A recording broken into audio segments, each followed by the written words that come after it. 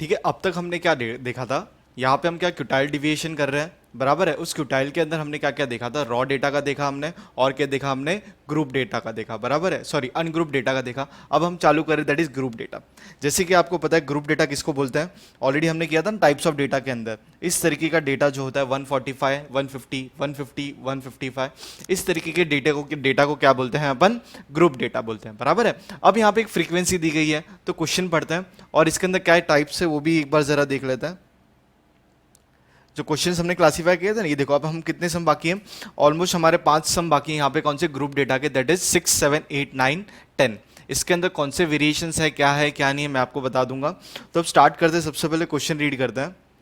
अब देखो यहाँ पे क्या है, following is the frequency distribution of height of 200 male adults. मतलब ये हाइट दिया हुआ है कितना, 200 मेल्स एडल्ट्स का हाइट दिया हुआ है, और क्या बोला हुआ है, 145 से लेके 150 सेंटीमीटर के बीच में कितने मेल्स है, 4। और ये फैक्ट्री का एक डेटा है। 150 से लेके 155 कितना है, 6। 155 से लेके 160 कितना है, 25। इस तरीके से डेटा चल रहा है। अब क्या बोला हुआ है, find the central height. What do mean by central height, central बोलेंगे तो मिडिल ना, दैट इज Q2। ठीक है, अपर लिमिट लोअर लिमिट हमने देखा था, लोअर Q1 अपर Q3, मिडल बोलो या सेंट्रल बोलो तो वहां पे क्या आने वाला है, यहाँ पे Q2 आने वाला है। ठीक है, ठीक है, तो यहाँ पे हम लोग सेंट्रल हाइट डेट इज बोलेंगे तो क्या Q2 ढूंढने वाले हैं। अब देखो यहाँ पे कैसे करेंगे, सबसे पहले देखो डेटा था, उसको मैंने यहाँ पे लिख लिया टेबल बना के। अब यहाँ पे थोड़ा सा फॉर्मूला में चेंजेस होंगे, तो उसके लिए देखो यहाँ पे हमने नोट्स बनाया था ना, वो ग्राफ बाकी था, एक्सप्लेनेशन करना बाकी था, आपने नोट्स के अंदर कंप्लीट करके रखा होगा, ये रहा।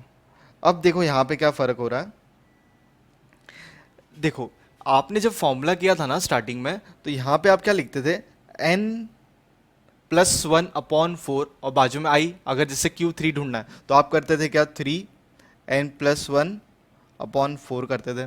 क्लियर। अब यहाँ पे देखो डेटा में कुछ चेंजेस हुए, क्या चेंजेस हुए, ग्रुप डेटा आ गया 0 to 10, 10 to 20, 20 to 30 ऐसे आ गया, मतलब कुछ चीज़ें ऐड हुई है, तो यहाँ से ये +1 हट जाएगा, क्या हो जाएगा, +1 हट जाएगा, बाकी चीज़ें सेम रहेगी।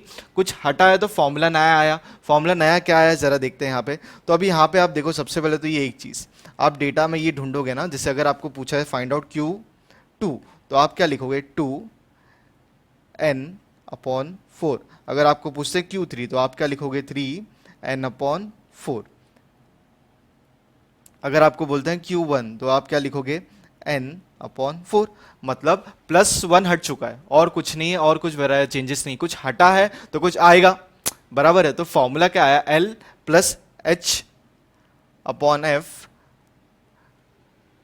Minus multiply by n/4। ये आई वो तो चलते रहेगा, वो ये चीज़ है, मतलब Q1 पूछा तो ये, Q2 पूछा तो ये वैल्यू, Q3 पूछा तो ये वैल्यू, और माइनस क्या कर दोगे, क्यूमुलेटिव फ्रीक्वेंसी। और ये क्या होता है, कैसे होता है, वो अभी हम लोग सम करेंगे, उसके अंदर क्लियर हो जाएगा। एल को क्या बोलते हैं, लोअर बाउंड्री बोलते हैं, लिमिट, ये हमने मीडियन ढूंढा था ना, उसके अंदर भी किया था। एच मतलब क्या है, उनका क्लास का विथ है, 0 to 10 है तो 10 का डिफरेंस आ गया ना, वो फ्रीक्वेंसी उसके बाजू वाला, ये आंसर तो आपको यहाँ से सॉल्व करके मिल जाएगा। और CF आपको टेबल जो आपका जो लाइन बनेगा ना, उसके ऊपर वाला वैल्यू, तो ये हम सॉल्व करेंगे, तब फॉर्मूला देखते हैं, उधर का उधर ही हमको ये वाला याद भी हो जाएगा। क्लियर। तो चलो, तो ये ग्राफ में आपने लिख दिया था ना, मैंने बोला था बाद में बताऊंगा, तो ये चीज़ें, सॉरी, तो ये चीज़ें हमने उधर कवर कर ली। ठीक है, चलो। अब सबसे पहले क्वेश्चन देखो क्या था, हॉरिजॉन्टली था, मैंने उसको वर्टिकली लिख दिया और कुछ भी चेंजेस किया हुआ नहीं है। अब क्या करोगे, सब सिंपल, सबसे पहले क्या लिखो, लेस देन क्यूमुलेटिव फ्रीक्वेंसी ढूंढ लो। मतलब ये आंसर क्या मिला, 4। ये वाला आंसर कैसे मिलेगा, 4 + 6 करोगे तो आंसर क्या मिलेगा, 10। फिर क्या करोगे आप, 10 + 25, तो आंसर क्या मिलेगा आपको, 35। एक चीज ध्यान रखना, ये एग्जाम में जो मैं लिख रहा हूँ ना, 4+ ये सब आपको लिखना नहीं है, ये आपको अंडरस्टैंडिंग के लिए मैं यहाँ पे लिख रहा हूँ। फिर क्या है, 35 + 57, तो देखो आंसर क्या मिलता है, 5, 12, दैट इज 92। फिर आएगा 92 + 64, 4 ये हो जाएगा 6, 9, 15, दैट इज 156। फिर 156 + 30, तो कितना मिल जाएगा, 5, 6, 7, 8 ना, दैट इज कितना मिल जाएगा, 186। 186 + 8 करोगे मिल जाएगा आपको कितना, 194। फिर 194 + 200, ये कितना मिल जाएगा, सॉरी,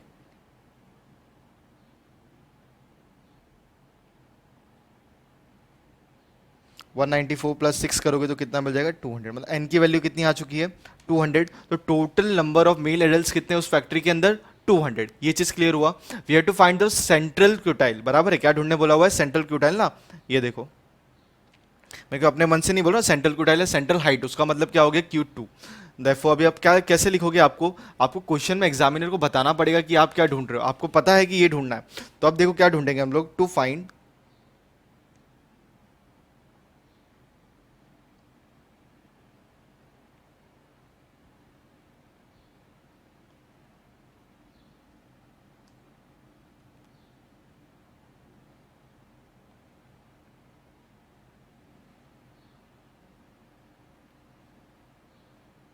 ठीक है, ये आंसर था 200। अब क्या लिखोगे, टू फाइंड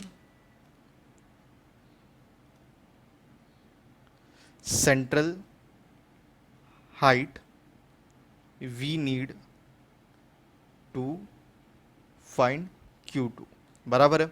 देयरफॉर अब हम क्या ढूंढेंगे Q2 मतलब n/2, लेकिन साथ में क्या मल्टीप्लाई करना पड़ेगा आपको, 2 मल्टीप्लाई करना पड़ेगा। दैट इज कैसे आप ढूंढोगे, देयरफॉर Q2 क्लास, मतलब आपको सबसे पहले क्लास ढूंढना है। देखो Q2 class is equal to क्या होगा, क्लास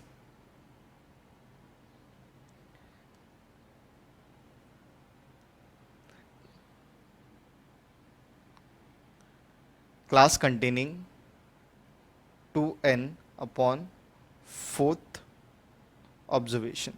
तो 2n के जगह पे 200 अपॉन फोर्थ ऑब्जर्वेशन। तो 2 1 जा 2 2 जा, तो ये कितना मिल जाएगा 100।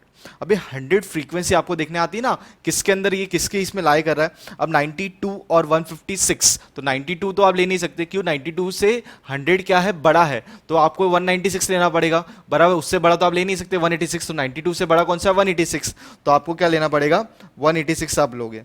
क्लियर है, तो ये आपका क्या बन जाएगा क्लास। क्लियर। अब इसको मैं क्या करता हूं, इस तरीके से लाइन बना देता हूं, तो इससे हमारी वैल्यूज क्लियर हो जाएगी।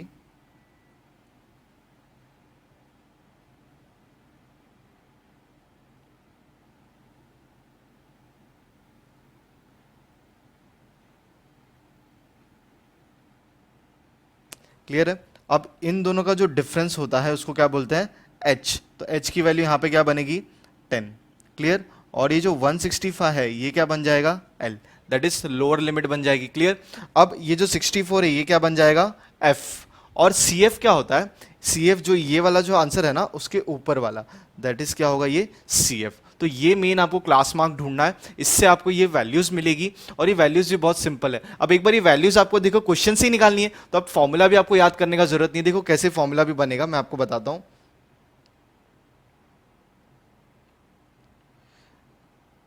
ठीक है, अब हम क्या लिखते हैं यहां पे, 100 तक तो हमारा आ गया। अब cumulative frequency which lies equal to और ग्रेटर देन 100 इज, कौन सा क्लास है अपना 165, मतलब वो कौन सा आंसर था 156 था ना, that is class will be 165 to कितना 170, 165 टू 170। अब हम डायरेक्टली फॉर्मूला यूज करेंगे, देयरफॉर Q2, पहले चीज तो लिख दो Q2 लाइज इन, की जरूरत नहीं, हमने लिख दिया ना क्लास कौन सा 165 to 170। Therefore Q2 is equal to L plus frequency, sorry L plus H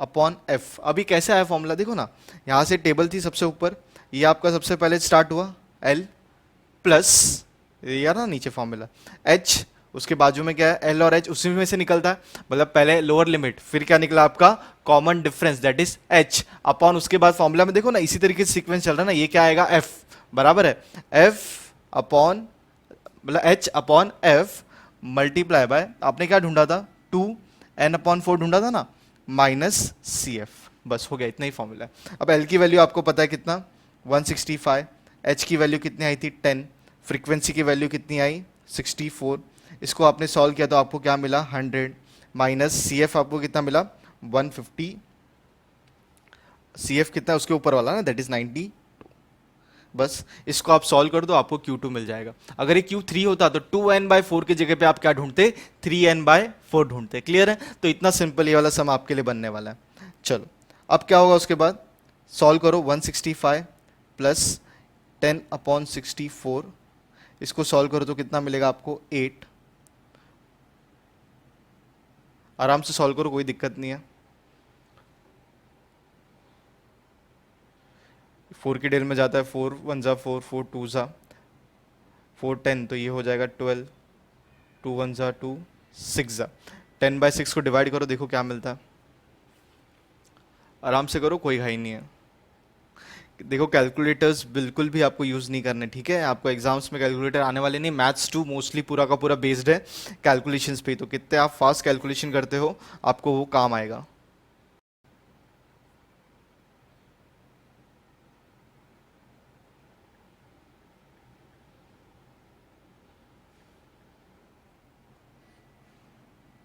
ये 16 आएगा, ये हो जाएगा 2 1 जा 2 8 जा,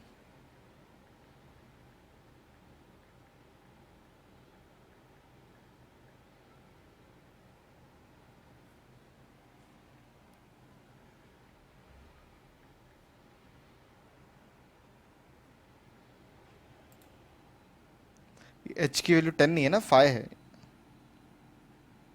ठीक है? वो मैंने एग्जाम्पल 0 to 10 दिया था उसका मैंने 10 लिख लिया था ना। ये देखो ना एच की वैल्यू कितनी है 170 माइनस 165 करो कितना आएगा 5, तो 5 डिवाइड बाय, और ये 8 हो गया, दैट इज 5 डिवाइड बाय 8 कर दो तो आंसर विल बी 165, प्लस इसको करोगे डिवाइड तो मिलेगा 0.625, so your final answer is 165.625, therefore value of Q2 is equal to 625 165.625। तो फाइनल आंसर क्या लिखोगे, central height is equal to 165.625 centimetre. Clear? तो मैं आपके लिए पूरा सॉल्यूशन रखता हूँ, पहले आप ये लिख लो, अगर किसी का मिस हुआ होगा, नहीं तो साथ साथ में सॉल्व किया होगा तो कोई दिक्कत ही नहीं है। पहला सम था तो आराम से नहीं किया होगा तो भी चलेगा।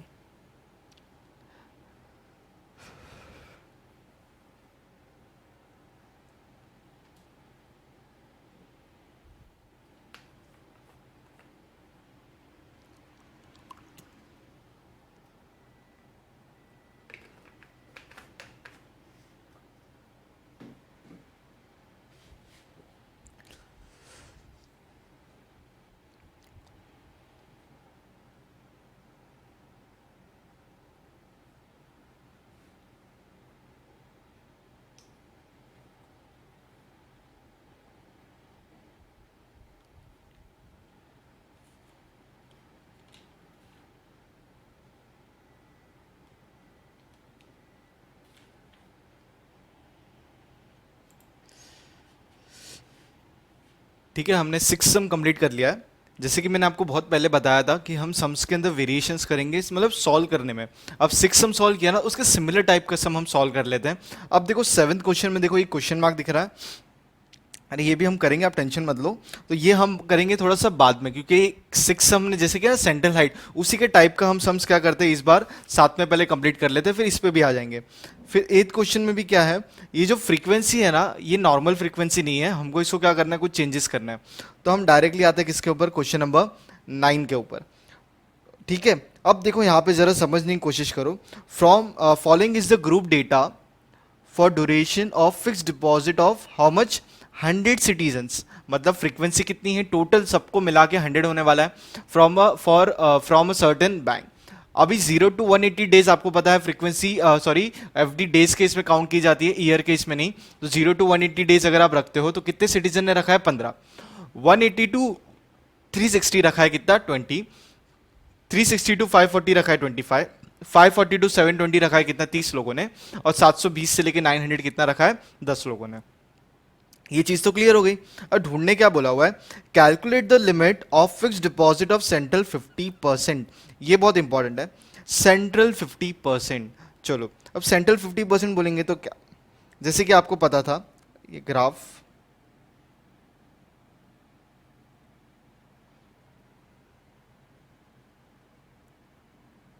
बराबर है, ये ग्राफ हो गया। ये पहला वाला इसको क्या बोलोगे, 25%। ठीक है, ये जो है इसको भी क्या बोलोगे, 25%। और इधर वाला भी क्या हो जाएगा आपका 25%। और ये लास्ट वाला तो आपका 25% ऑलरेडी है। अब आपको क्या पूछा हुआ है, सेंट्रल 50%, मतलब यहाँ से 50% निकालो, क्लियर, और यहाँ से भी 50% निकालो, तो बचा हुआ ये क्या हो गया, सेंट्रल हो गया ना। तो this is termed as what, central. अब इसके लिए कैसे मिलेगा, मतलब Q1 जो आप ढूंढोगे और Q2 सॉरी Q3 ढूंढोगे, उसके बीच का रेंज, बस सपोज आंसर आता है 50 और यहाँ पे आंसर आता है 100, तो हम बोलेंगे 50 से लेके 100 का रेंज के बीच वाला क्या है, कोई भी नंबर होगा वो आपका क्या बन जाएगा, आंसर बन जाएगा। तो यही आपको क्वेश्चन में बोला हुआ है, मतलब इसके अंदर Q1 ढूंढना है और Q3 ढूंढना है इन शॉर्ट, और उसका आंसर जब लिखोगे फाइनल स्टेटमेंट वो मैं आपको बताऊंगा, तो वो उसका रेंज हो जाएगा। क्योंकि देखो ना यहाँ पे क्वेश्चन में क्या पूछा हुआ है, calculate the limit of fixed deposit of central 50% of senior citizen. Central 50%, ऐसा अगर बोलते 50% स्टार्टिंग से तो Q1 और Q2 वाला रेंज होता, या पूछते स्टार्टिंग से लेके सॉरी मिडिल से लेके कहां पे अपर लिमिट, तो सेकंड Q2 एंड Q3। तो यहां पे पूछा है सेंट्रल, तो यहां से 25 हटा दो, लास्ट से 25 हटा दो, तो बीच का 25 25 बचेगा, कितना हो जाएगा मिला के 50। तो हमको क्या ढूंढना है, Q1 ढूंढना है और क्या ढूंढना है, Q3 ढूंढना है, क्लियर। और ये वैसे ही पहले जो किया था ना क्वेश्चन नंबर 6, एग्जैक्टली उसी तरीके का है, कुछ भी ज्यादा चेंजेस इसके अंदर हमको करने के लिए नहीं है। स्टार्ट करें पक्का, चलो।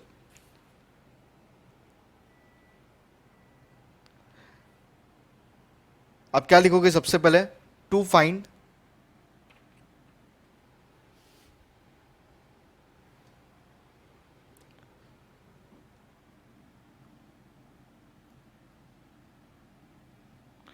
सेंट्रल, क्या वर्ड था exactly, central 50% central 50%, we need to find Q1 and Q3, ये हमको ढूंढना है। अब इसके अंदर मेरे को बताओ, सबसे पहले आप क्या ढूंढोगे, CF ढूंढोगे, तो CF क्या होगा, ये 15, इधर क्या हो जाएगा 15 प्लस 20, दैट इज हो जाएगा 35, और यहाँ पे मिलेगा 35 प्लस 25, 3 4 5, तो और ये 10 तो हो जाएगा 60, 60 प्लस 30 हो जाएगा 90, 90 प्लस 10 हो जाएगा कितना, 100। टोटल ये फ्रीक्वेंसी हो गई 100, इसको आप क्या बोलोगे, n बोल दोगे, that is number of observation. Total कितने, जिस स्टार्टिंग में आपको दे दिया गया था ना, कितने 100 लोगों की एफडीज के बारे में यहाँ पे बात की लोगों की, तो टोटल तो हो गया 100। अब आपको यहाँ पे क्या मिला, n इज इक्वल टू 100। अब आप क्या ढूंढ रहे हो, Q1 क्लास, ये आपको ढूंढना है, ये आपके लिए क्वेश्चन मार्क है। तो ये ढूंढने के लिए आप क्या करोगे, आप लोगे Q1 class is equal to class containing n upon fourth observation, n बोलेंगे तो 100 डिवाइड बाय 4, तो आंसर कितना मिला आपको 25। अब 25 जो है किसके बीच में लाई कर रहा है, जरा देखो, 15 तो हो नहीं सकता, उससे बड़ा है, तो क्या लोगे आप 35 लोगे एग्जैक्टली। तो अब हम क्या करते हैं, इसको लाइन बना दें, कोई दिक्कत नहीं है।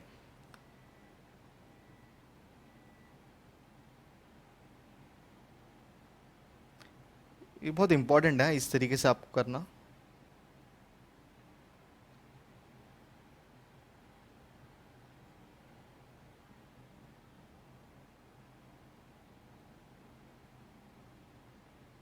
ठीक है, तो ये आपका क्या बन जाएगा, Q1।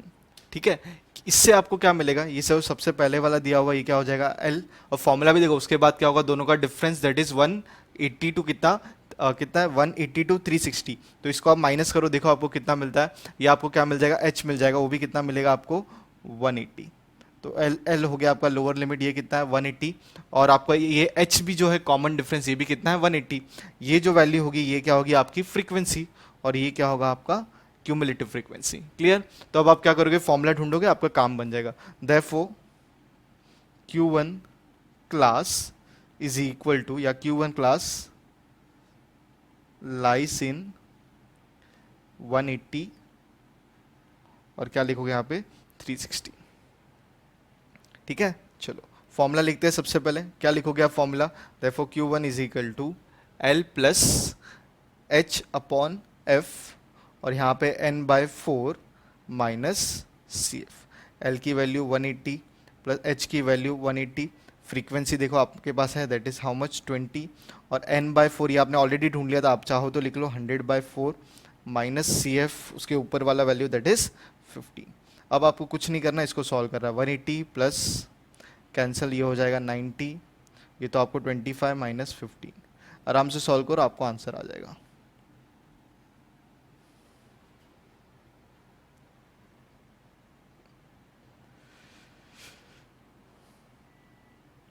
दैट इज 180 प्लस 90, कितना हो जाएगा टोटल 270। तो Q1 कितना मिल गया 270। इस तरीके से आपको पहला वाला आंसर मिल चुका है दैट इज Q1। वैसे हम क्या ढूंढते हैं, क्लास ढूंढते कौन सा, Q2 का, तो ये भी आपको पता है।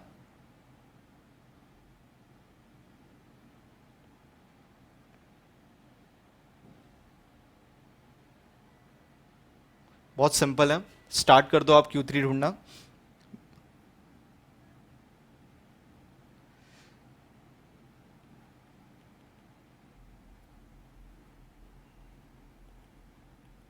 क्लास कंटेनिंग N/4, लेकिन साथ में क्या जुड़ जाएगा 3 जुड़ जाएगा, ऑब्जर्वेशन। तो ये क्या हो जाएगा हमारे पास 3 मल्टीप्लाई बाय 100 अपॉन 4, तो 300 डिवाइड बाय 4 कर दो तो देखो आंसर क्या मिलता है आपको, या ये हो जाएगा 4, ये हो जाएगा 25 मल्टीप्लाई बाय 3 कितना हो जाएगा 75।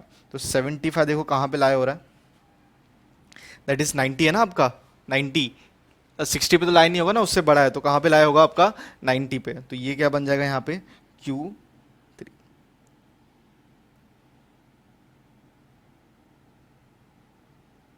यहाँ पे भी आप एक लाइन बना देना, और प्लीज़ ये लाइन बनाओ पेंसिल से, अच्छे से बनाना, कोई दिक्कत नहीं होनी चाहिए आपको, अच्छे से एक प्रेजेंटेशन बने हमारा।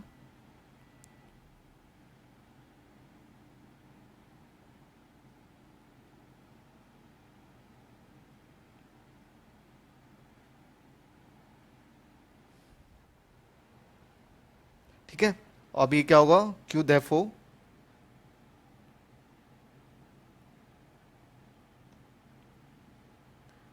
Q3 क्लास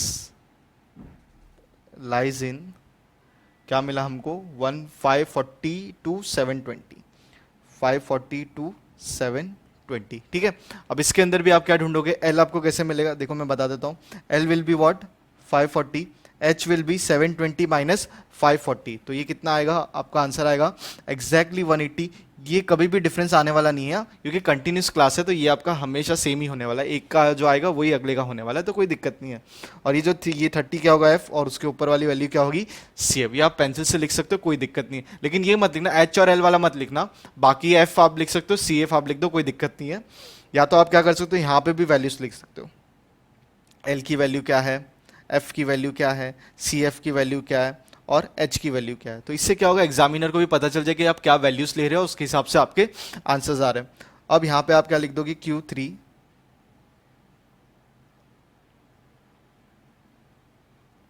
ठीक है, इजी है ना चैप्टर एकदम। Q3 is equal to L plus H upon F, यहाँ पे हो जाएगा 3 क्योंकि आप यहाँ से 3 ले रहे हो ना, N अपॉन 4, क्योंकि 4 क्यों, क्योंकि आप क्या कर रहे हो क्यूटाइल कर रहे हो, that is divide by 4 minus CF। ये पहला वाला क्यूटाइल बहुत इंपॉर्टेंट है, फिर डिसाइल और परसेंटाइल करना उतना ही ईजी हो जाएगा। सेकंड जो स्टार्टिंग में मैंने आपको बताया था टाइप्स के अंदर, L की वैल्यू क्या है आपकी यहाँ पे 540, that is lower limit. H हमेशा क्या होगा सेम 180, फ्रीक्वेंसी की वैल्यू क्या है 30, ब्रैकेट 3n करोगे 75 माइनस CF, CF की वैल्यू है 60। सॉल्व करो, get the answer, plus 615, that is 540 plus 6 5 is 30 0 6, that is how much 90 60, that is 630। Clear, तो रेंज क्या मिला है 270 से लेके 630। तो फाइनल स्टेटमेंट क्या लिखोगे, therefore limit of duration of fixed deposit of central 50% senior citizens is from 270 to 630, मतलब 250 दिन से लेके 630 तक मीडियन लोग, मतलब मीडियम में 50% जो है स्टार्टिंग का हटा दो 25 और लास्ट का 25, बीच में का जो ड्यूरेशन है इतने टाइम तक लोग क्या कर रहे हैं, अपना एफडी इस बैंक में पर्टिकुलरली रखते हैं। तो ये मेन इसके अंदर आंसर पूछा गया था। क्लियर?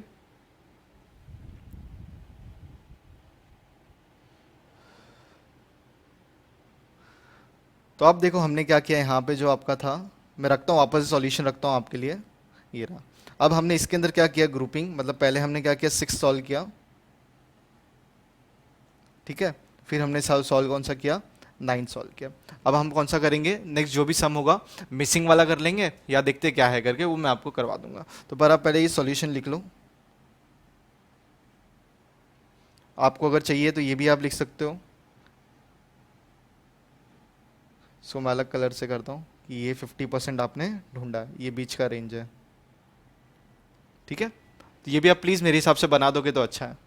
ये रखता हूँ मैं आपके लिए, बहुत सिंपल है। इसके अंदर कोशिश करो पूरी, और इसी के साथ डिसाइल और परसेंटाइल तो ऐसे ही खत्म हो जाएगा।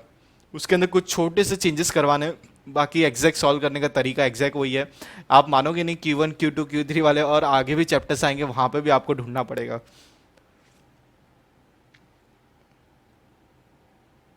पहले नीचे नीचे सॉल्व करना, मैंने आपको सॉल्यूशंस बाजू में एक साथ आपको दिख जाए, इजी पड़े, इसके लिए मैं बाजू में सॉल्व करता हूँ। बाकी Q1 पूरा सॉल्व हो जाए, उसके नीचे आप जो भी Q3 है पूरा कंटिन्यूशन में सॉल्यूशन रखना। मैथ्स में बाजू बाजू में हम कभी सॉल्व करते हैं नहीं है।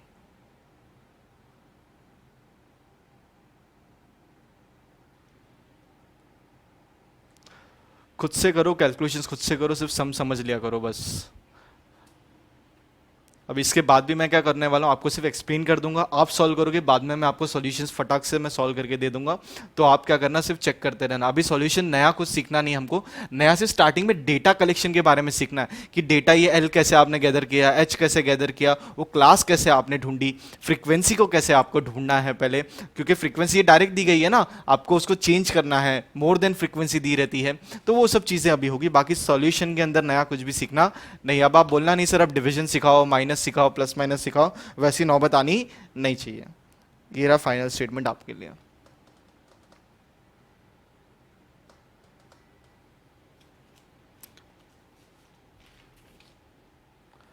इसके बाद हम करेंगे जो x ढूंढना है ना, दैट इज 7th वाला और 10th वाला सम करेंगे, फिर 8th सम हम लास्ट में करेंगे। क्यों, आपको अपने आप पता चले, क्योंकि उसका कुछ मिसिंग फ्रीक्वेंसी ढूंढनी है, तो वो दोनों सम वैसा ही है, 7th और 10th वाला, और 8th वाला अपना अलग ही सम है। तो ये पूरे के पूरे लास्ट के सम से बहुत इंपॉर्टेंट है।